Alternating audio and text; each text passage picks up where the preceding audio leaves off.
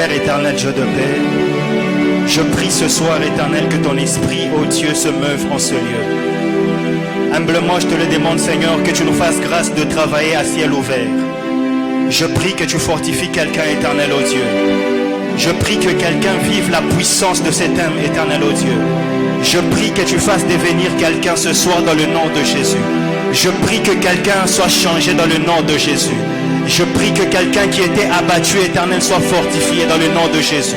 Je prie que quelqu'un qui était malade soit guéri dans le nom de Jésus. Je prie que quelqu'un qui était souffrant, oh Dieu, puisse avoir la restauration dans le nom de Jésus. Je prie que quelqu'un qui était pauvre soit riche dans le nom de Jésus. Je prie, éternel, oh Dieu, que quelqu'un qui était accablé, rempli des soucis, des problèmes, je prie dans le nom de Jésus que nous trouvons solution dans ta présence, dans le nom de Jésus. Humblement, je te le demande, éternel, oh Dieu de gloire, ce soir, fais-nous grâce. Je prie dans le nom de Jésus que des signes, des prodiges, des miracles, oh Dieu, se fassent. Dans le nom suprême et miraculeux de Jésus, que tes anges, éternels, oh Dieu de gloire, puissent, oh Dieu, circuler dans la salle, éternel, oh Dieu, et exercer librement leur ministère dans le nom de Jésus.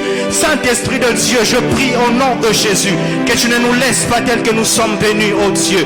La Bible déclare que l'Esprit du Seigneur te saisira. Tu seras changé en un autre homme et tu prophétiseras avec eux. Je prie que ce soir que ton esprit nous change, que ton esprit nous transforme, éternel, oh Dieu de gloire, dans le nom suprême et miraculeux de Jésus. Éternel, je te promets, oh Dieu de gloire, que toute la gloire éternelle te sera rendue dans le nom suprême et miraculeux de Jésus. Amen. Est-ce qu'on peut acclamer le Seigneur?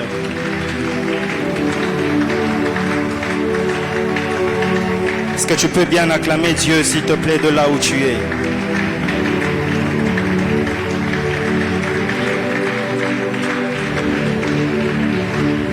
Merci.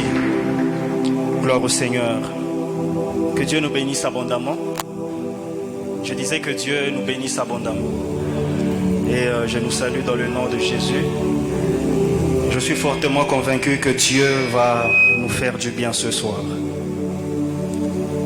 Alors avant de commencer avec le message, j'aimerais dire merci à Dieu, lui qui a permis à ce que nous puissions nous retrouver encore ce soir dans sa présence, afin non seulement d'écouter sa parole, mais aussi d'être participant à la part qu'il a réservée pour ce soir. Je dis aussi merci à Papa pour cette marque de confiance renouvelée envers notre personne. Papa, de partout où vous êtes, je vous dis sincèrement merci. Merci aussi à Maman Patti pour ce qu'elle est pour notre vie. Je dis merci à l'administration, merci beaucoup Maman Chantal, merci à Papa Carlos qui n'est pas encore là, merci pour le choix qui a été aussi porté sur nous et merci pour tout ce que vous accomplissez pour nous. Merci à tous les collègues de serviteurs, à tous les prédicateurs de l'église, les bergers, les vice-bergers et merci à toi qui es là ce soir. Je crois que Dieu nous fera du bien. Alors avant d'aller loin, je nous invite à ouvrir nos Bibles dans Genèse chapitre 26. Genèse chapitre 26, nous allons lire du 1er au 6e verset et puis nous allons sauter pour lire du 12e au 13e verset. J'étais en train de dire Genèse chapitre 26. Nous allons lire du 1er au 6e verset et par la suite nous lirons du 12e au 13e verset. La Bible déclare: il eut une famine dans le pays, outre la première famine qui eut lieu du temps d'Abraham. Et Isaac alla vers Abimelech, roi des Philistins, à Guérar. L'Éternel lui apparut et dit: ne descends pas en Égypte, demeure dans le pays que je te dirai. Séjourne dans ce pays-ci, je serai avec toi et je te bénirai, car je donnerai toutes ces contrées à toi et à ta postérité, et je tiendrai le serment que j'ai fait à Abraham ton père. Je multiplierai ta postérité comme les étoiles du ciel, je donnerai à ta postérité toutes ces contrées, et toutes les nations de la terre seront bénies en ta postérité. Parce qu'Abraham a obéi à ma voix et qu'il a obéi mes ordres, il a observé mes ordres, mes commandements, mes statuts et mes lois, et Isaac resta à Guérar. Nous allons sauter pour lire le verset 12 et le verset 13. La Bible déclare: Isaac sema dans ce pays et il recueillit cette année le centuple, car l'Éternel le bénit. Cet homme devint riche et il alla s'enrichissant de plus en plus jusqu'à ce qu'il devint fort riche. Nous pouvons reprendre nos places. Nous allons encore lire Galates, le chapitre 6. Galates chapitre 6, nous allons lire du 7e au 9e verset. Galates chapitre 6, 7 à 9, la Bible déclare: Ne vous y trompez pas, on ne se moque pas de Dieu. C'est qu'un homme aura sémé, il le moissonnera aussi. Celui qui sème pour sa chair moissonnera de la chair, la corruption. Mais celui qui sème pour l'esprit moissonnera de l'esprit la vie éternelle. Ne nous lassons pas de faire le bien, car nous moissonnerons au temps convenable si nous ne nous relâchons pas. Nous allons finir avec Deutéronome chapitre 28. Deutéronome chapitre 28, nous allons lire le verset 12. Deutéronome chapitre 28, le verset 12. La Bible déclare: L'Éternel t'ouvrira son bon trésor, le ciel, pour envoyer à ton pays la pluie en son temps, et pour bénir tout le travail de tes mains. Tu prêteras à beaucoup de nations et tu n'emprunteras point. Alléluia. Alors, comme nous le savons déjà, le thème que nous sommes en train d'exploiter ces mois, c'est Isaac sema dans ce pays et devint. Je bénis Dieu pour la vie de son serviteur, le berger patient, qui nous a créé cette brèche, qui nous a précédés, et nous avons été abondamment bénis. Et ce soir, je crois que Dieu nous fera aussi du bien. Déjà, avant d'aller loin, j'aimerais dire une chose à quelqu'un ce soir. Le thème de ce mois, comme je venais de dire, c'est Isaac sema dans ce pays et il devint. Et la prière et le vœu de mon cœur est que Dieu nous fasse grâce afin que nous puissions vivre la puissance ou même la quintessence de ce thème. Voyez-vous, ce que j'aime avec Dieu, lorsque Dieu veut visiter son peuple, lorsque Dieu veut accomplir des grandes choses avec son peuple, Dieu passera toujours par le leader, il passera toujours par le berger, afin de pouvoir communiquer la pensée, afin de pouvoir communiquer cette pensée au berger, au leader, pour que ce dernier prépare son peuple à vivre la puissance de ce que Dieu est sur le point de faire. Et donc, si Dieu est passé par notre Père afin de donner ce thème, c'est parce que exactement il veut que nous puissions réellement vivre la puissance de ce thème. En ce mois de septembre, le Seigneur veut que nous puissions réellement devenir et que nous puissions aller de gloire en gloire. Alors, je n'aimerais pas que ce thème soit comme un slogan pour dire que Isaac, que ce soit comme une histoire qu'on se raconte, mais j'aimerais que quelqu'un puisse s'approprier de ce thème et que l'on puisse réellement vivre la puissance liée à ce thème.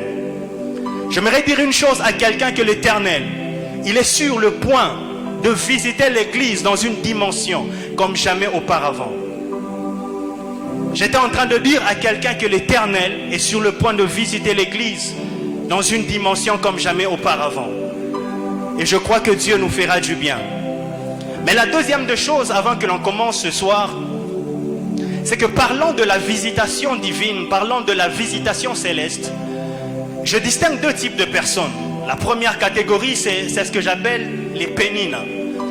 Au fait, les pénina, ce sont des personnes qui ne comprennent pas le pouvoir même de la visitation de Dieu. Ce sont des personnes qui ne comprennent pas l'essence ou même la valeur que Dieu accorde lorsqu'il visite un homme. Lorsque vous lisez la parole de Dieu, vous vous rendrez compte d'une chose, c'est que Pénina, elle avait plus d'enfants pour un. Pour Pénina, ses enfants venaient simplement pour remplir la terre, comme Dieu l'avait dit à Adam et Ève. Et pour elle, ses enfants, c'était juste une façon de remplir encore la terre. Et elle ne savait pas pourquoi est-ce que Dieu l'avait visité. Mais la deuxième catégorie de personnes, c'est ce que j'appelle les ânes. Les âmes sont des personnes qui comprennent le pourquoi derrière la visitation de Dieu. Elles comprennent que lorsque Dieu visite un homme, c'est parce que réellement il a un plan. Il a un plan pour cette personne. Elle comprend que Dieu avait besoin de passer par elle afin de visiter tout un peuple. Et ce soir, j'aimerais que nous puissions être conscients que Dieu veut passer par nous afin de nous faire du bien, afin de visiter plusieurs. Alléluia. Et la troisième des choses, avant d'aller loin, c'est que lorsque l'on parle toujours de la visitation, lorsque l'on parle du miracle, lorsque l'on parle de la puissance de Dieu, de la manifestation de la puissance de Dieu, je subdivise cela en 3 étapes. La première étape, c'est ce que j'appelle l'avant-miracle. La deuxième étape, j'appelle l'instant du miracle. Et la troisième étape, j'appelle cela l'après-miracle. Et lorsque nous regardons très bien, nous nous rendons compte d'une chose, c'est que les 2 extrêmes, à savoir l'avant et l'après-miracle, sont à la charge de l'homme. C'est à l'homme de prier, c'est à l'homme de chercher Dieu, c'est à l'homme de se consacrer, c'est à l'homme de jeûner, de craindre Dieu. Mais l'instant du miracle, c'est Dieu lui-même qui entre en action. Et comme j'étais en train de dire que les 2 extrêmes appartenaient à l'homme, lorsque Dieu veut visiter un homme, c'est à l'homme de chercher Dieu, de prier le Seigneur, de se conformer à sa parole. Mais à l'instant du miracle, c'est à Dieu lui-même d'entrer en action. Et l'après-miracle revient encore à la charge de l'homme. Pourquoi je dis cela? C'est que Dieu nous annonce qu'il va nous bénir en ce mois. Mais il revient à nous de marcher selon la parole de Dieu afin de vivre la puissance de sa visitation. Parce que Dieu est sur le point de nous faire du bien, comme j'étais en train de le dire. Et lorsque Dieu va nous visiter, rassurons-nous d'une chose, que nous demeurons dans la présence de Dieu. Les hommes disent que ne célèbre pas ce que Dieu t'a donné dans la prière dans une boîte de nuit. Lorsque Dieu va te visiter, lorsque Dieu va te faire devenir dans ce mois, rappelle-toi d'où Dieu t'a tiré. Alléluia. Et la troisième des choses, ou je ne sais pas, la quatrième, c'est que j'aime une chose avec les principes de Dieu. Non seulement les principes de Dieu, même les principes du monde. Nous allons nous rendre compte d'une chose, c'est que lorsque nous obéissons aux principes établis par la parole de Dieu, ou même les principes établis par la science, nous allons aboutir aux résultats que l'on recherchait. Peu importe le lieu où on peut être, peu importe l'endroit où on peut être, si nous respectons les principes, nous allons aboutir aux résultats que l'on recherchait. Et en ce mois de septembre, j'aimerais dire à quelqu'un, c'est un mois où nous allons devenir. Nous allons devenir dans tout ce que nous sommes en train d'entreprendre.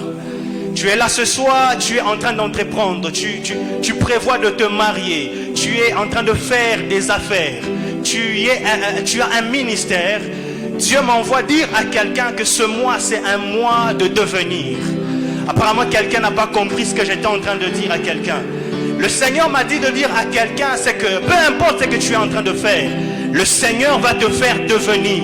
Le Seigneur va te donner un nom. Le Seigneur va te positionner par rapport à ce que tu es en train de faire. Alléluia. J'aimerais maintenant entrer et commencer mon message ce soir. Je sens l'onction de Dieu ce soir et je crois que Dieu va nous faire du bien. Et en ce mois de septembre, la pluie de Dieu qui est synonyme de sa bénédiction va tomber sur nous. Alléluia. Deutéronome que nous avons lu, on nous présente quelque chose de très important qui m'a beaucoup béni alors que j'étais en train de méditer. Lorsque vous lisez dans Deutéronome 28, le verset 12, Deutéronome 28, le verset 12, la Bible déclare: l'Éternel t'ouvrira son bon trésor, le ciel pour envoyer à ton pays la pluie en son temps et pour bénir tout le travail de tes mains. Tu prêteras à beaucoup de nations et tu n'emprunteras point. Et en ce mois de septembre, l'Éternel te fera grâce. Ça sera à toi de prêter, mais ça ne sera plus à toi d'emprunter. Je croyais que cette parole était pour quelqu'un. En ce mois de septembre, le Seigneur te fera grâce. C'est toi qui prêteras et non toi qui emprunteras. Et le thème de ce mois, comme j'étais en train de dire, c'est Isaac s'aima dans ce pays et il devint. Alors je ne vais pas rentrer dans beaucoup de définitions. L'homme de Dieu patient nous avait donné plusieurs définitions et je crois qu'on a été bénis. Mais j'aimerais commencer mon message en disant une chose qui bénira certainement quelqu'un. La première des choses que nous devons retenir ce soir, c'est que le monde est régi non seulement par cet ensemble de lois, que ce soit des lois physiques, que ce soit des lois astronomiques, que ce soit des lois de la physique quantique, que ce soit des lois de la chimie, mais le monde est aussi régi par des lois morales et des lois spirituelles. J'étais en train de dire à quelqu'un que le monde dans lequel nous vivons n'est pas seulement régi par des lois de la physique, des lois de la chimie, de la physique quantique, mais aussi par des lois morales et aussi des lois spirituelles. Et donc la loi de la sémaille et de la moisson est une loi qui est universelle. Avant d'aller loin, j'aimerais poser quelques bases avant d'aller plus loin. La loi de la sémaille et de la moisson, c'est une loi qui est universelle. Ce n'est pas une loi qui est liée rien qu'aux chrétiens, pour dire c'est une exclusivité pour les chrétiens, mais c'est une loi qui est universelle. Ça veut dire que même les païens, lorsqu'ils appliquent cette loi, ils parviennent au même résultat. Lorsque les païens, ils sèment, c'est une loi qui a été établie, c'est normal qu'ils puissent récolter. Et donc ce soir, nous devons comprendre cela, c'est que dans le monde où nous sommes, nous avons des lois qui ne sont pas forcément des lois chrétiennes, mais ce sont des lois qui sont universelles. Et l'application de ces lois nous amène à des résultats. Et de même, la loi de la gravité, par exemple, s'applique en tout point de la terre. C'est de cette même manière que la loi de la moisson et de la sémaille s'applique aussi partout dans le monde. Permettez-moi ce soir d'introduire juste mon message et je crois que le vendredi nous entrerons encore plus en profondeur. J'étais en train de dire de même la loi de la gravité s'applique en tout point du globe terrestre ou de la terre. La loi des sémailles et des moissons se vérifie pour chaque être humain, croyant ou pas. Je disais que de même la loi de la gravité s'applique en tout point du globe terrestre. La loi des sémailles et des moissons se vérifie pour chaque être humain, croyant ou pas. Et lorsque nous entrons dans le dictionnaire indique que le mot loi vient du verbe lier. Le mot loi vient du verbe lier. Et une loi, par définition, c'est un phénomène qui lie différents aspects de la vie et particulièrement de notre vie à nous. J'étais en train de dire à quelqu'un que une loi est un phénomène qui lie différents aspects de la vie et particulièrement de notre vie. Autre chose par rapport à la loi, nous devons comprendre que l'effet est lié à la cause et la réaction est liée à l'action. Je disais que l'effet est lié à la cause et la réaction est liée à l'action. Et pour ceux qui ont fait les études des sciences, il y a un savant du nom de Newton qui nous a parlé de sa troisième loi qui dit à chaque action ou à toute action correspond une réaction qui est égale mais opposée. Alléluia. À chaque action correspond une réaction qui est égale et opposée. Ça veut dire à chaque fois que nous posons une action, il y a toujours une résultante par rapport à l'action que nous posons. À chaque fois que nous posons une action, comme je disais, il y a toujours une réaction qui est égale à l'action que nous avons posée. Autre chose que nous devons retenir, c'est que la création est un tout. Et les mêmes lois régissent le monde spirituel et le monde matériel. J'étais en train de dire que la création est un tout et les mêmes lois régissent le monde spirituel et le monde matériel. Et ce soir, par la grâce de Dieu, j'ai 7 choses, ou je dirais même 8, que j'aimerais partager avec nous autour de la moisson et de la sémaille. Et je crois que Dieu nous fera énormément du bien. La première des choses pour ce soir, que nous devons retenir par rapport à la loi de la moisson et de la sémaille, c'est que la loi de la sémence, ou la loi de la sémaille et de la moisson, fonctionne dans tous les domaines de notre vie. La première des choses ce soir que nous devons retenir par rapport aux lois de la moisson, de la sémaille et de la moisson, c'est que la loi de la sémaille et de la moisson fonctionne dans tous les domaines de notre vie. Que ce soit le domaine financier, que ce soit le domaine spirituel, peu importe le domaine que nous pouvons entreprendre, nous devons comprendre que cette loi, elle fonctionne à tout ce que nous avons comme domaine de notre vie. Si tu veux récolter de la puissance, par exemple, tu te devras de s'aimer dans la prière, tu te devras de s'aimer dans la consécration, tu te devras de s'aimer de ton temps à chercher Dieu. Bien-aimé dans le Seigneur, on ne peut pas se tromper à ce niveau. La Bible déclare que ce que l'homme aura sémé, il le moissonnera. Tu ne peux pas aspirer à un ministère de puissance, tu ne peux pas aspirer à la visitation de Dieu aussi longtemps que tu ne prends pas ton temps à s'aimer. Peu importe le domaine que tu as, même si tu es étudiant, tu ne peux pas aspirer à la réussite aussi longtemps que tu ne sèmes de ton temps à étudier, à te former. Et même la réussite dont nous parlons, elle a un prix. Et donc si nous voulons réussir, nous devons payer un prix, nous devons s'aimer.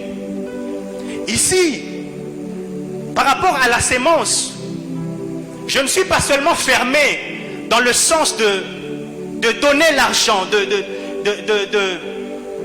de bâtir quelque chose dans la vie de quelqu'un. Non. Lorsque l'on parle de la sémence, c'est un domaine qui est vaste. Nous pouvons s'aimer par notre prière. Nous pouvons s'aimer en donnant notre jeunesse à Dieu. Nous pouvons s'aimer en nous consacrant. Nous pouvons s'aimer en nous formant. Déjà à ce niveau, retenons que la sémence n'est pas que l'argent. Mais la sémence, ça peut être quelque chose que l'Éternel peut t'inspirer à faire afin que tu puisses voir un résultat. Lorsque nous rentrons dans la parole de Dieu, nous voyons quelqu'un comme Noé. Noé a sémé de son obéissance. Dieu a parlé à Noé qu'il devrait y avoir un déluge.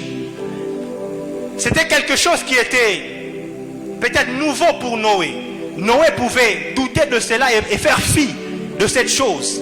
Mais lorsque nous lisons la parole de Dieu, nous nous rendons compte que Noé a sémé de son obéissance en acceptant à l'instruction que Dieu a donnée. Alors que ceux de sa génération, ils trouvaient peut-être Noé de quelqu'un d'insensé. Mais Noé a sémé de son obéissance. Et nous voyons que l'obéissance de Noé, ou la sémence de Noé, a porté de son fruit 40 jours et 40 nuits après le déluge. À part Noé, nous voyons quelqu'un d'autre comme Abraham. Abraham a sémé de son obéissance à Dieu. Et par la suite, il fut le père d'une multitude. Donc la première des choses à retenir par rapport à la loi de la sémence et de la moisson, c'est que la loi de la sémence et de la moisson fonctionne dans tous les domaines de notre vie. La deuxième des choses à retenir par rapport à cette loi, c'est que tout agriculteur, ce qu'il récolte, c'est qu'il sème. Je reprends, tout agriculteur, il sait qu'il récoltera ce qu'il sème. Pour dire à quelqu'un que la moisson, elle est de la nature, de la même nature que la sémence. Ça veut dire que tu ne peux pas s'aimer des radis, par exemple, et penser récolter le haricot. Non. On ne sème ou on ne récolte que ce que l'on a sémé. J'étais en train de dire que la moisson, elle est de la même nature que la sémence que nous avons mis. Tu ne peux pas s'aimer des radis et prétendre avoir le haricot. Tu ne peux pas s'aimer le maïs et prétendre avoir un autre céréale à la place. On ne sème ou on ne récolte que de la même nature, que quelque chose de la même nature que ce que nous avons récolté. La Bible déclare, ne vous y trompez pas, c'est que l'homme aura sémé, il le moissonnera. Si tu sèmes de ton temps dans la présence de Dieu, dans la prière, tu obtiendras de Dieu selon ce que tu as sémé.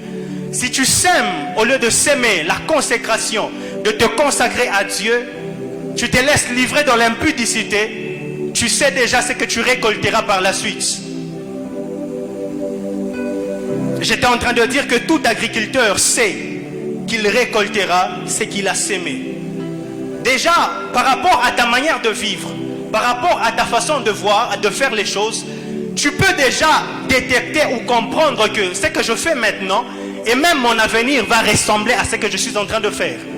Et donc, bien-aimés dans le Seigneur, lorsque nous avons un résultat dans notre vie, nous n'avons pas à nous plaindre. La première personne que nous devons blâmer, c'est nous-mêmes. Parce que nous récoltons ce que nous avons sémé. Si nous sémons de notre temps de prière, si nous sémons de notre argent, nous récolterons la bénédiction de la part de Dieu. Alléluia. La troisième des choses que nous devons retenir par rapport au principe de la moisson et de la sémaille, c'est qu'il y a un temps qui sépare les sémailles et les moissons. J'étais en train de dire qu'il y a un temps qui sépare les sémailles et les moissons. Nous pouvons lire le livre de Galates, dans le livre de Galates, le chapitre 6. Galates chapitre 6, le verset 9. La Bible déclare: ne nous lassons pas de faire le bien, car nous moissonnerons au temps convenable et nous ne nous relâchons pas. La troisième des choses, je disais, la loi de la moisson et de la sémaille a un temps qui sépare cette dernière. Nous pouvons aussi prendre Jacques chapitre 5, le verset 7. Jacques chapitre 5, le verset 7. Il y a un temps qui s'écoule entre la moisson et la sémaille. Entre le temps que nous avons sémé et le temps que notre sémence va croître jusqu'à prendre la maturité. J'aimerais donner un exemple ici d'un fruit que nous connaissons. Ce fruit, c'est les dattes. Je crois que nous connaissons les dattes. Les dattes, généralement, ce sont des fruits qui coûtent cher. Et pourquoi ces fruits coûtent cher? C'est parce que le dattier, au fait, il prend beaucoup de temps afin d'arriver à la maturation, afin de commencer à produire. Le dattier, il peut prendre jusqu'à 30 ans avant de donner le dattier, avant de donner le date. J'étais en train de dire que le dattier, il peut prendre jusqu'à 30 ans. Il prend beaucoup de temps. Et par conséquent, le fruit qui provient de cet arbre, il est cher lorsque nous allons dans le marché. J'aimerais déjà dire une chose à quelqu'un. Tu as eu peut-être à s'aimer quelque part. Tu as eu peut-être à bénir quelqu'un quelque part. Mais tu te poses à quelqu'un la question de savoir jusqu'à quand aurais-je un résultat par rapport à ce que je suis en train de faire. J'aimerais déjà te rassurer que plus le temps de la récolte prend du temps, plus ce que tu récolteras sera d'une maturité comme tu n'as jamais imaginé. C'est que le temps que tu as eu à passer dans la prière, le temps que tu as eu à faire du bien à quelqu'un, ce n'est pas un temps que tu as passé en vain, mais c'est un temps que Dieu a déjà gravé dans son livre de souvenirs. Et dans un temps record, Dieu est sur le point de te visiter par rapport à tout ce que tu as eu à faire comme sémence. J'étais en train de fortifier quelqu'un. Ne te lasse pas de faire du bien. Ne te lasse pas de s'aimer. Ne te lasse pas de faire du bien autour de toi. Car entre la moisson, entre la sémence et la sémaille et la moisson, il y a un temps qui doit s'écouler. Quelque chose de très important. Et la quatrième des choses que nous devons retenir, c'est que par rapport à cette loi, il peut arriver que l'on puisse se tromper. Se tromper par rapport à quoi? Se faire des illusions par rapport à ce principe et croire qu'on peut récolter ce que l'on n'a pas sémé ou ne pas récolter ce que l'on a sémé. J'étais en train de dire que l'on peut se tromper par rapport à cette loi, se faire des illusions sur ce principe et croire qu'on peut récolter ce qu'on n'a pas sémé ou ne pas récolter ce que l'on a sémé. Il peut arriver, lorsque tu fais l'étude de cette loi, tu peux t'amener à croire que tu peux récolter ce que tu n'as pas sémé. Mais aussi croire que tu peux récolter, que tu ne peux pas récolter ce que tu as eu à s'aimer. Le Dieu que nous servons, c'est un Dieu qui est juste. Ce que tu auras sémé, tu le récolteras tel que tu l'as sémé. Alléluia. Et la cinquième des choses, par rapport à cette loi, nous devons savoir que la sémence, elle est toujours plus petite que la récolte. J'étais en train de dire à quelqu'un que la sémence, elle est toujours plus petite que la récolte. Lorsque nous lisons la parabole des semeurs, nous nous rendons compte d'une chose. On nous fait savoir que pour une sémence, je paraphrase, Pour une sémence, on pouvait avoir jusqu'à 30, 60, voire même 100. On comprend par là que ce que nous sémons est toujours en quantité inférieure par rapport à ce que nous allons récolter. Et si nous devons parler en termes des rendements, par rapport à ce verset, à ce passage du sémeur, la Bible nous montre que pour une sémence, on peut avoir jusqu'à 30, 60 ou même 100. Si nous devons rentabiliser cela, nous allons nous rendre compte d'une chose, que c'est au-delà même de 100%. Et si nous devons parler en termes financiers, c'est largement supérieur par rapport même aux bénéfices que la banque peut nous proposer lorsque nous parlons du monde financier, lorsque nous allons déposer quelque chose à la banque.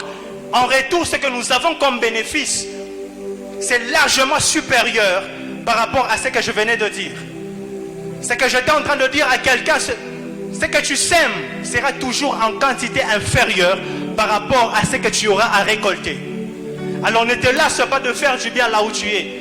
Parce que peu importe ce que tu as sémé, j'aimerais te rassurer que tu récolteras au-delà de ce que tu as eu à s'aimer. Alléluia. Et une autre chose que nous devons savoir par rapport à cette loi, c'est que lorsque nous lisons dans Ésaïe 55, du 10e au 11e verset, nous nous rendons compte d'une chose comme 6e point, c'est que notre Dieu pourvoit toujours à nos besoins. Notre Dieu pourvoit toujours à nos besoins. Peut-être que tu as l'impression que tu n'as pas de quoi s'aimer à Dieu afin d'avoir quelque chose. Mais lorsque tu lis Ésaïe 55, le verset 10 au verset 11, tu te rendras compte que Dieu pourvoit toujours à nos besoins. La 7e des choses, avant d'entrer dans le vif de mon message, c'est que quel que soit le domaine ou le lieu géographique, même si c'est Dieu lui-même qui t'a indiqué que tu dois aller dans ce lieu, si tu ne travailles, si tu ne sèmes, tu ne deviendras jamais puissant. J'étais en train de dire que quel que soit le domaine ou le lieu géographique, même si c'est Dieu lui-même qui t'a indiqué que tu dois descendre dans ce lieu, si tu ne travailles ou si tu ne sèmes, tu dois savoir que tu ne deviendras pas puissant. Notre Père a toujours l'habitude de nous dire que la volonté à elle seule ne suffit pas. Mais à la volonté, nous devons ajouter le travail. À la volonté, nous devons apprendre à s'aimer afin que nous puissions devenir puissants par rapport au domaine dans lequel nous devons entreprendre. Et la 8e de choses, j'aimerais maintenant, j'étais juste en train de poser quelques bases par rapport à la moisson et à la sémence. Par rapport à la sémence et à la moisson, j'aimerais maintenant entrer dans mon message. Il y a une chose qui me fait toujours du bien et le Père a toujours l'habitude de nous dire, c'est que si tu remarques que ce que tu as ne produit pas, tu dois comprendre que c'est une sémence que tu dois s'aimer afin que ça puisse produire. Lorsque nous lisons ce texte de Genèse 26, nous comprenons une chose, c'est que Isaac, il était dans un moment de famine. Il pouvait prendre la sémence qu'il avait et la garder afin de manger cela.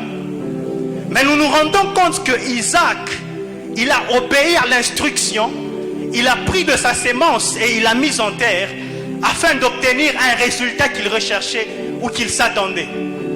J'aimerais dire une chose à quelqu'un, si ce que tu as jusque-là ne produit pas, tu dois comprendre que c'est une sémence que tu dois mettre en terre afin que ça puisse prendre, afin que ça puisse produire. Isaac pouvait se dire, nous sommes en un temps où il y a la crise, il y a la famine. Je peux garder ce que j'ai, mais Isaac a sémé cela.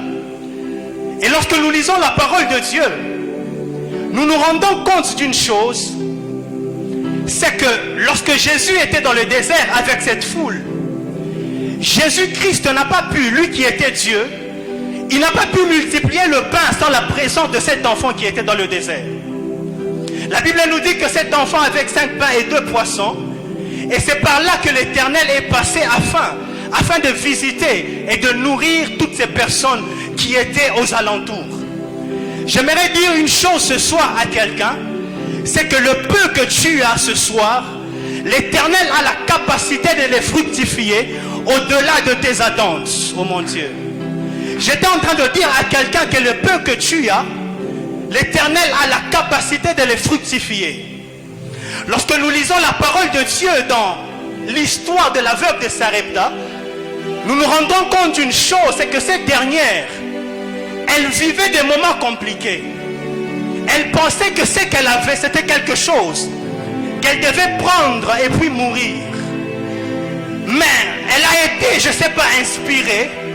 L'homme de Dieu est arrivé, malgré que c'était compliqué de donner cela à l'homme de Dieu. La Bible nous renseigne que cette dernière, elle a quand même pris cela et elle a donné ça à l'homme de Dieu. Et par la suite, nous avons vu le miracle qui s'est produit. J'aimerais dire une chose à quelqu'un ce soir, c'est que lorsque nous lisons, nous commençons déjà cette histoire d'Isaac, nous nous rendons compte d'une chose, c'est que Isaac, il faisait face à un dilemme. Et le premier problème auquel Isaac faisait face, c'est que lorsque nous rentrons dans le chapitre précédent, le chapitre 25, nous nous rendrons compte d'une chose, c'est que le père d'Isaac venait de mourir. Abraham, le chapitre 25 de Genèse, nous montre que c'est là qu'Abraham venait de mourir. Lui qui était comme le pourvoyeur par rapport à Isaac. Lui qui était la couverture de Isaac. Mais il venait de perdre la vie. Mais la deuxième de choses ici, lorsque nous entrons dans le chapitre 26, déjà à l'entête, pour ceux qui ont les Bibles en format papier, nous nous rendons compte d'une chose, qu'il est écrit qu'il eut une famine dans le pays où Isaac était. C'est que Isaac, il faisait face à deux problèmes. Son père venait de mourir. Abraham qui était comme son pourvoyeur. Abraham qui était comme sa couverture, il venait de mourir. Mais la deuxième de chose, c'est qu'il eut une famine dans la terre où Isaac était. C'est peut-être le cas de quelqu'un ce soir. Tu es là assis, peut-être que papa n'est plus là. C'est peut-être le cas de quelqu'un ce soir. Tu es là ce soir, mais tu n'as personne qui peut venir à ton secours. Tu es comme Isaac qui était face à ce problème.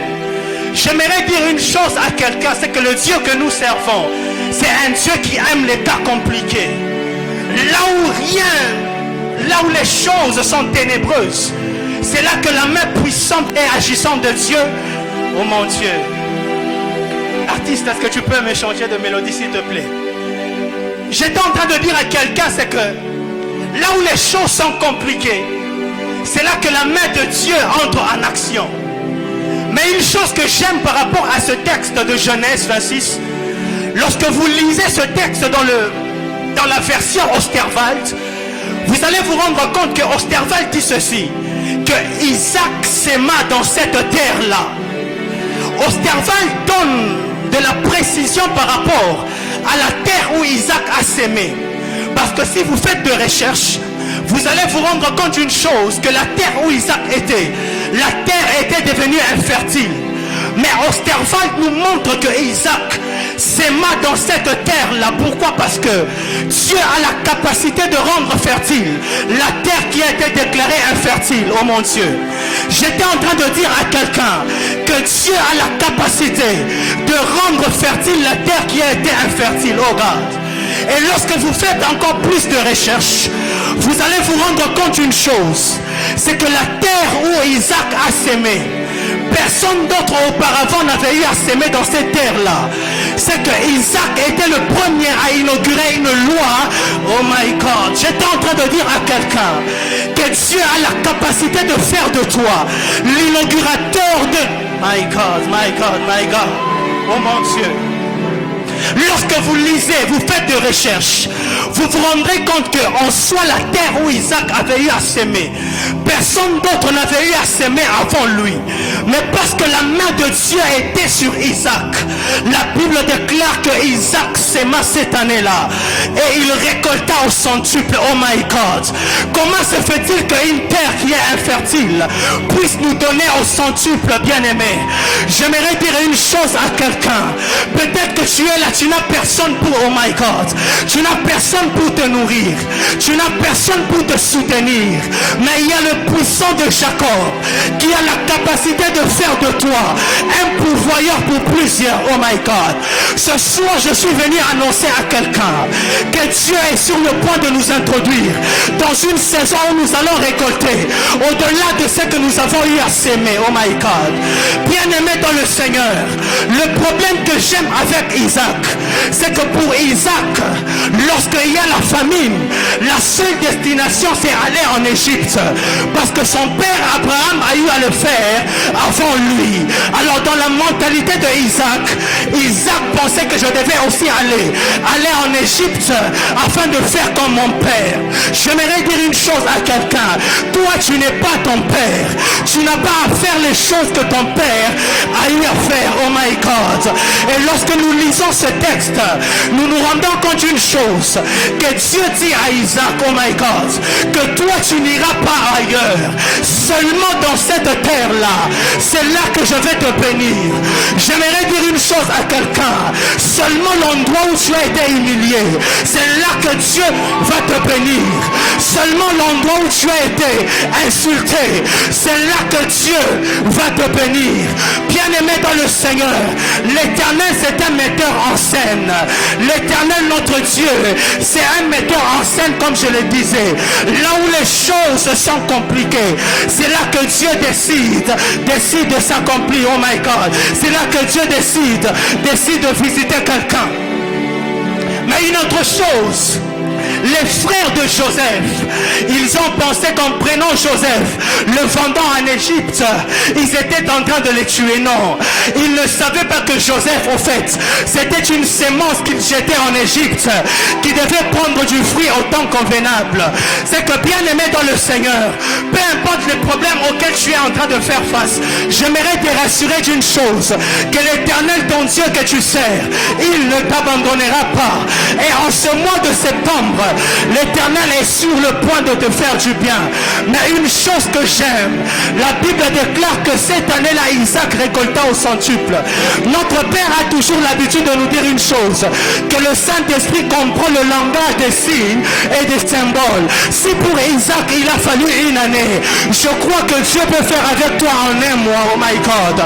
Si pour Isaac il a fallu une année pour qu'il récolte au centuple, l'Éternel a la capacité de faire avec toi en un mois ce que tu devais normalement faire en une année. Ma prière devant le trône de grâce ce soir, ma prière sur le, oh my God, sur l'onction de mon Père, je prie et je demande à Dieu que Dieu te fasse grâce, que Dieu te visite là où tu es et qu'il te surprenne au-delà de tes attentes. J'entends quelqu'un me dire Amen. C'est que j'aime, bien aimé dans le Seigneur, lorsque nous lisons l'histoire de notre Sauveur Jésus-Christ, la Bible déclare que ceux de son temps, ses contemporains, ils ont pris Jésus-Christ pour aller les crucifier sur un endroit que l'on appelle Golgotha. Au fait, pour eux, ils pensaient que en crucifiant Jésus à Golgotha, ils étaient en train d'humilier ces derniers. Mais ils ont oublié une chose, c'est que Golgotha veut dire lieu du crâne. Golgotha, je disais, veut dire lieu du crâne. Or, lorsque nous parlons du crâne, le crâne c'est l'assemblement des os de la tête. Au fait, en faisant cela, ils accomplissaient la promesse qui disait: tu seras toujours la tête et non jamais la queue. C'est que ceux de ton entourage, ils pensent qu'ils sont en train de te détruire, ils pensent qu'ils sont en train de te faire du mal, mais Dieu a la capacité de changer ce mal-là en bien. Je prie et je demande à Dieu, toi qui as été humilié, toi qui as, oh my God, on a dit de toi que tu étais une fimère, on a dit de toi que tu étais une prostituée, on a dit de toi que tu ne feras rien, on a dit de toi que tu es un vaurien. Ce soir, Dieu a la capacité de faire de toi la tête et non jamais la queue. J'étais en train de dire à quelqu'un que Dieu est sur le point de te bénir au-delà de tes attentes. Bien aimé dans le Seigneur, j'aime le Seigneur notre notre Dieu, lorsqu'il décide de bénir un homme, personne ne peut contester la bénédiction de Dieu. Lorsqu'il décide de visiter un homme, qui peut s'y opposer? Lorsque Dieu décide de faire du bien à un homme, il dispose même en sa faveur de ses ennemis. Même les gens qui complotaient contre toi, tu as la capacité de faire des ascensions qui te mèneront vers le nouveau palier. Je prie et je demande à Dieu que Dieu fasse de tes ennemis des marchepieds jusqu'à ce que tu atteindras ce à quoi Dieu t'a appelé. Et une chose que j'aime à ce niveau, bien aimé dans le Seigneur, afin que Dieu visite Abraham, il a fallu que Dieu change son nom, qu'il passe de Abraham à Abraham. De même avec Jacob, afin que celui-ci soit visité, il a fallu que Jacob passe de Jacob à Péniel. Mais Isaac, quant à lui, le nom d'Isaac ne sera pas changé, parce que le nom d'Isaac veut dire rire. Et en ce mois de septembre, je demande à Dieu que Dieu te fasse rire, que Dieu te fasse sourire. Toi qui as tant pleuré, toi qui as tant gémi, je demande à Dieu que Dieu puisse te faire rire, que Dieu se souvienne de toi. Bien aimé dans le Seigneur, ce que j'aime avec Dieu, c'est que lorsque la grâce de Dieu rencontre la sémence, c'est là que nous avons l'explosion. C'est comme une graine que l'on a jetée au hasard. On pensait que l'on jetait cette graine-là, mais c'est cette graine-là qui a porté plusieurs fruits. Les hommes ont pensé t'abandonner, les hommes ont pensé te quitter, mais Dieu a la capacité de faire de toi un pourvoyeur de plusieurs. Tu as tellement travaillé sans rien prendre. Dieu a la capacité, il a la capacité de te faire plus. Et une chose que j'aime à ce niveau, c'est que bien aimé dans le Seigneur, lorsque nous lisons la parole de Dieu, nous nous rendons compte d'une chose, c'est que, oh my God, Pierre avec les autres, ils ont passé toute la nuit en train de vouloir pécher, mais ils n'ont rien eu. Et lorsque le Seigneur est arrivé, il a dit que tu devrais jeter le filet. Pierre a dit au maître que nous avons travaillé toute la nuit mais sans rien prendre, mais sur ta parole je jetterai le filet. Mais j'aime ce qui est écrit dans les textes originaux.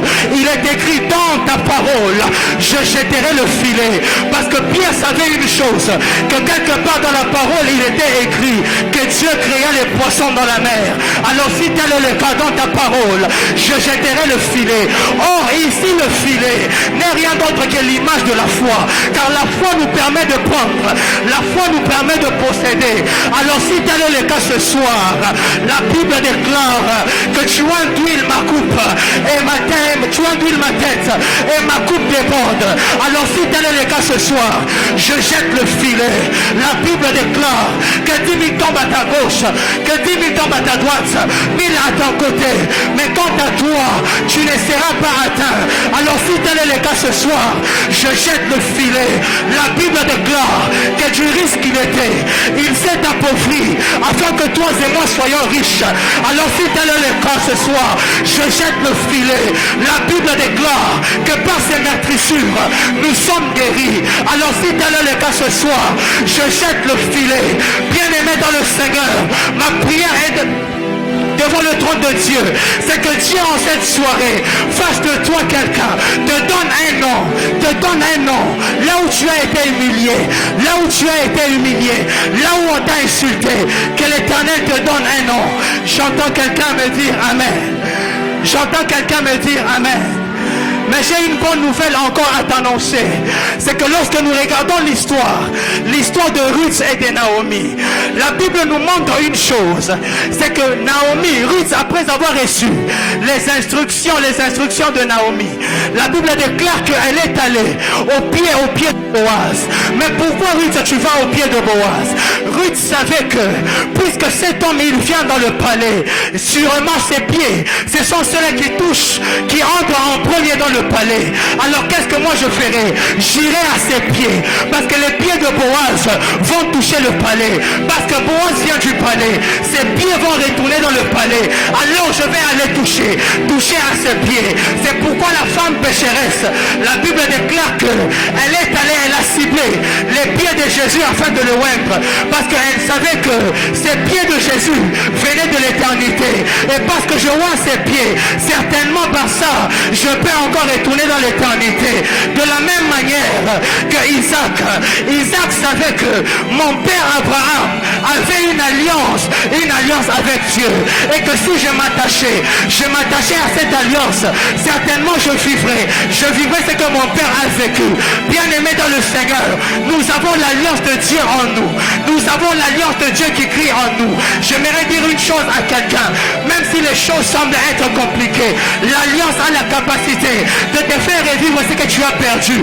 Comme Mephibosheth qui fut jeté à l'eau débat. Mephibosheth fut oublié.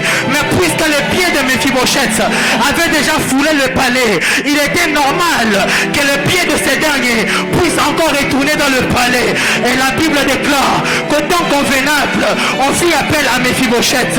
Je prie et je demande à Dieu que Dieu te fasse grâce, qu'au temps convenable, que l'on t'amène dans le palais, que Dieu te fasse grâce, qu'au temps convenable, qu'on t'amène dans le palais. J'étais en train de dire à quelqu'un que Dieu fasse grâce, qu'au temps convenable, qu'on t'amène dans le palais, puisque le Dieu que nous prions, c'est un Dieu qui vient de l'éternité, et à l'éternité, c'est un Dieu qui est rempli de richesses, c'est un Dieu qui est rempli de présents. Je prie et je demande à Dieu que Dieu te fasse part de ce qui t'est dû, que Dieu puisse t'enrichir, que Dieu puisse te donner au-delà de ses attentes, dans le nom de Jésus.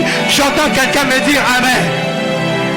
Bien-aimé dans le Seigneur, une autre chose que j'aime à ce niveau, lorsque nous descendons un peu avec cette histoire, nous nous rendons compte d'une chose, c'est qu'après que Dieu ait rendu Isaac riche, la Bible nous dit que il y a eu des querelles au milieu d'eux, jusqu'au point où on a renvoyé Joseph.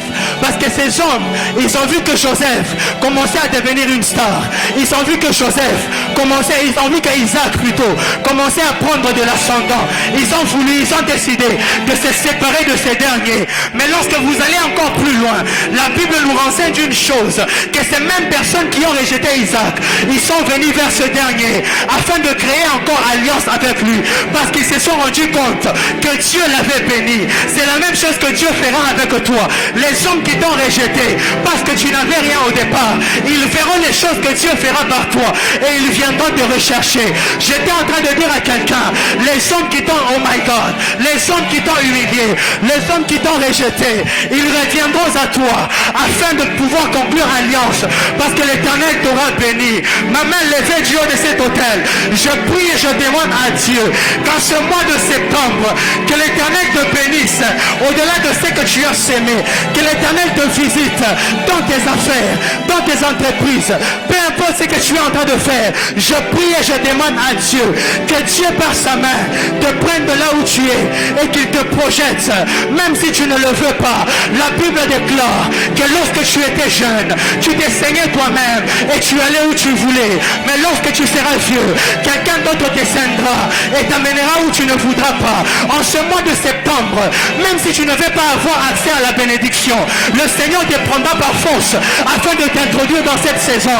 J'étais en train de dire à quelqu'un, dans ce mois de septembre, ça sera comme l'histoire de Lot.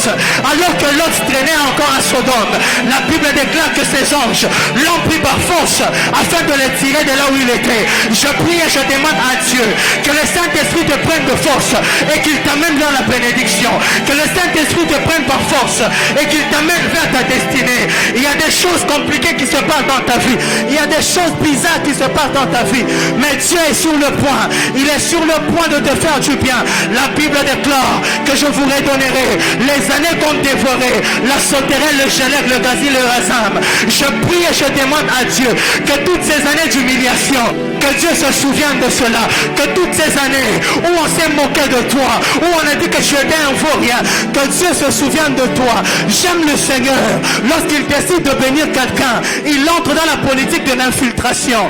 La Bible parlant de Jésus, la Bible déclare que Jésus n'avait ni beauté, ni éclat. Mais cependant, c'est par lui que notre Dieu est passé afin de sauver l'humanité. De la même manière que tu es faible, tu n'as peut-être rien présentement, Tu n'as peut-être rien dans tes poches, mais tu as la capacité de faire de toi un pourvoyeur. Tu as la capacité de commencer une histoire avec toi. De la même manière qu'Isaac a inauguré une loi.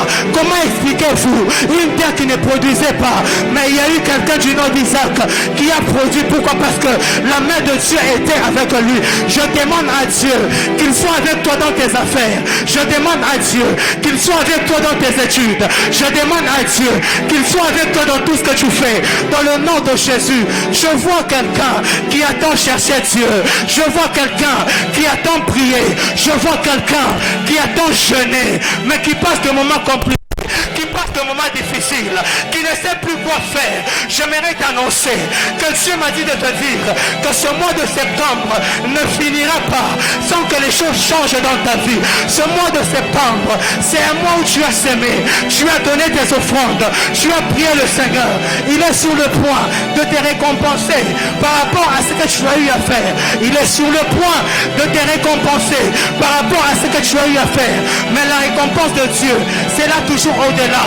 Au-delà de ce que tu as semé, au-delà de ce que tu as passé comme temps dans la prière, l'Éternel te donnera au-delà. Il donnera de la pluie en son temps, afin de féconder ta sémence, afin de multiplier ta sémence. Je prie et je demande à Dieu que Dieu te donne, que Dieu donne de la pluie à ta sémence, afin que ta sémence soit mûre, que Dieu amène à la maturité tout ce que tu as eu à semer, tout ce que tu as eu à semer dans sa présence, tout ce que tu as eu à faire. Que Dieu donne de sa pluie afin de pouvoir féconder cela. Je vois des hommes en ce mois de septembre qui vont récolter au-delà de ce qu'ils ont semé. Je vois des hommes en ce mois de septembre qui auront de la part de Dieu au-delà de ce qu'ils ont eu à semer. Je vois des hommes en ce mois de septembre que Dieu est sur le point de visiter. Car alors que je préparais ce message, Dieu m'a dit que ce mois de septembre, Dieu nous fera devenir. Oh mon Dieu, oh mon Dieu. Dieu nous fera devenir. Dieu nous fera devenir. Dieu nous fera devenir. Alors que je suis en train de parler, je suis en train de voir comme un champ. Je vois comme un champ, je vois comme un champ. Mais bizarrement, ce champ-là, il est tellement sec. Il est tellement sec. Mais je vois comme une pluie. Je vois comme une pluie qui vient de passer. Je vois comme une pluie qui vient de passer. Et alors que cette pluie passe, je vois de la verdure. Je vois de la verdure. Et le Seigneur me dit d'annoncer à quelqu'un qu'en ce mois de septembre, septembre ne passera pas afin que tout ce que tu fais puisse aller à maturité. Je ne sais pas ce que tu entreprends. Tu es peut-être un homme d'affaires. Tu es peut-être un étudiant. Tu fais peut-être je ne sais pas quoi. Mais l'Éternel me montre dans mon esprit qu'il est en train de faire verdir tout ce que tu es en train d'entreprendre. Tout ce que tu es en train d'entreprendre. Je m'attache à cela et je décrète et déclare que Dieu amène à maturité tout ce que tu as eu à planter. Que Dieu amène à maturité tout ce que tu as eu à s'aimer. Dans le nom suprême et miraculeux de Jésus. Dans le nom suprême et miraculeux de Jésus. J'entends quelqu'un me donner un bon amen. J'entends quelqu'un me donner un bon amen. J'entends quelqu'un me donner un bon amen. Karabashanda la bayata la bashata. Korabashanda la bayata la bashata. Karabashita la baba baba baba baba. Raklasota la bashanda la baba baba. Et la bashanda la basota la baya. Kota la basita le boshanda. Raklatona masipe de boshai. Le loda basikata la bayande de bashai. Karabasopa la bakita la baya. Le classo vaniperi de la sota. Membra da la bashika da la bayata. Kora bashanda la bayata la baya. Rekandu la bashite le boshaka. Kata la bawazita la bashai. Raklaso manda la bashete. Replata la bashika da la baya. Embra da la bawazia le boshaka. Ke plata la bawazata la baya. Embra da la bashata la baya. Ekata la bashita la baya. Rapando lobo shata la baya. Le pleta na masopa. Karebo shita la baya kata la baya. Raplota la bashanda la baya. Embre do lobo shata la baya. Kolobo shata la baba baba baba. Embra da la basakata la baya ya. Kolobo shanda la baba baba baba. Karabasoto lobo shata la baba baba. Karababa baba baba baba baba. Je vois Dieu réunir des conditions. Je vois Dieu, je vois Dieu. Kalabashanda la bayata. Omarabashikete lebosha. Le plata la bawazia de la bashaka. Katalabaya katalabaya de lebosha. Kalababababababababababababa. Kalababababababababababa. Koraboshatalabaya. Kalabashitalabaya katalabaya. Lembro dolobositalabayeka. Katelabawazinda rabashika. Wambre katalabawaziate. Wambre katalabawazite. Lepratalabaya katalamashe. Kenteleba suvana makata. Alemando doloboshaka. Karebanda labashika talabaya. Kanamasita labaya de debosh. Kapratalabasika talabaya. Embrodolobosha talabaya. Empratalabasika talabaya. L'éclasa talabaya teleboshata. Kanabasha talabaya katalabaya. Isaac a semé dans ce pays-là. Et la Bible ajoute parce que l'Éternel était avec lui. Ce soir, je vois Dieu amener quelqu'un à une autre dimension de sa vie. Ce soir, je vois Dieu prendre quelqu'un par la main et le placer au-dessus des collines éternelles. Ce soir, je vois la main de Dieu faire du bien à quelqu'un ce soir. Ce soir, je vois Dieu visiter quelqu'un en ce lieu. Ce soir, je vois la main de Dieu. Je vois la main de Dieu. Je vois la main de Dieu. Arroser, arroser, arroser, arroser. Karabashata la bayanda la bashata.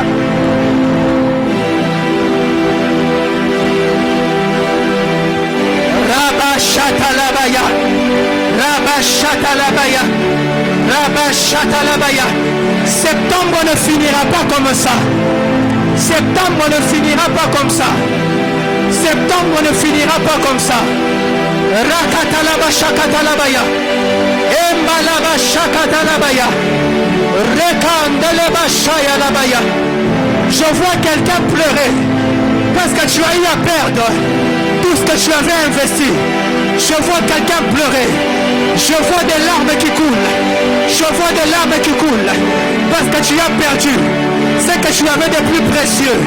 Le Seigneur me dit de te dire qu'en ce mois de septembre, il te donne plus que ce que tu as perdu. Il te donne plus que ce que tu as perdu. Il te donne plus que ce que tu as perdu. Il te donne plus que ce que tu as perdu. Rabasata labaya.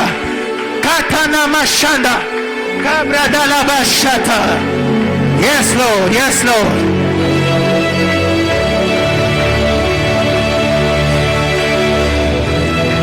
Fataida la shata labaya.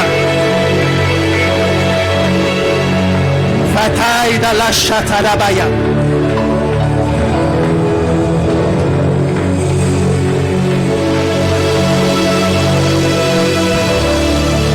Le ciel est ouvert ce soir sur nous. Le ciel est ouvert ce soir sur nous. Seigneur, si tu déchirais encore les cieux,